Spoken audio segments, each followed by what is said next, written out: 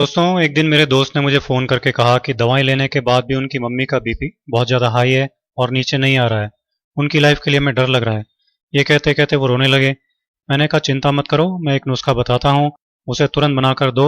और एक एक्यूप्रेशर भी बता देता हूँ जो कितना भी बीपी हाई हो जाए तुरंत काम करेगा और 5-7 मिनट में ही बीपी नॉर्मल आ जाएगा। मैंने कहा कि एक कटोरी पुदीने की पत्तियां मिक्सी में डालो, साथ में 2-3 चुटकी काली मिर्ची का पाउडर और थोड़ा सा पानी डाल लो और इसको पीस लो। पुदीने की चटनी बन जाएगी। पुदीने की चटनी की 2-3 चम्मच तुरंत इनको खिलाओ। उन्होंने कहा कि हम अभी बनाकर इसे खिलाते हैं। फटाफट 2 मिनट में ही उन्होंने चटनी तैयार कर ली और तुरंत उनको खिला दी। 5-7 मिनट में ही उनका आराम आने लग गया। तब वो मुझसे कहने लगे कि पुदीने की चटनी कभी कभी हम खाते हैं, पर ये इतनी ज़बरदस्त दवा है हमको मालूम नहीं था।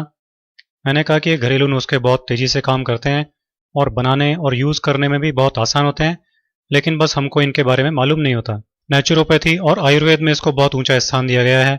अब आप ऐसा करना कि अभी तो हर 2 घंटे से एक एक चम्मच ये पुदीने की चटनी को खिलाना और फिर कल से दोनों टाइम खाना खाने के साथ इसे खिलाना। इससे बीपी नॉर्मल रहेगा, बढ़ेगा नहीं। इससे पेट भी साफ रहेगा और गैस भी नहीं बनेगी, क्योंकि पेट की गड़बड़ी और गैस से भी कई बार बीपी हो जाता है। तो अगर इनको इसकी वजह से बीपी बढ़ रहा होगा तो वो प्रॉब्लम भी हमेशा के लिए ख़त्म हो जाएगी।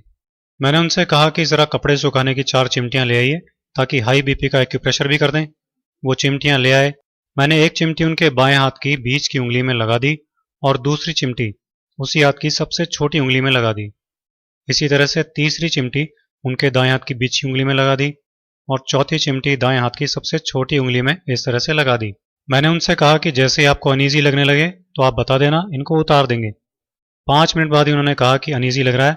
तब मैंने उन चिमटियों को उतार दिया और फिर बीपी नापा तो बीपी नॉर्मल था।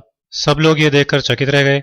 मैंने कहा कभी भी ऐसी बात हो तो इसे तुरंत कर डालना और इसे रोजाना दिन में एक बार इसी तरह से करना। बीपी हमेशा नॉर्मल बना रहेगा, जान का खतरा भी नहीं रहेगा। सबकी आंखों में आंसू थे, लेकिन वो खुशी के आंसू थे, क्योंकि उनकी माँ की जान अब खतरे से बाहर थी। तो दोस्तों, आप भी हाई बीपी के इस बेहद आसान इलाज को यूज कीजिए, अपनी लाइफ सेव कीजिए।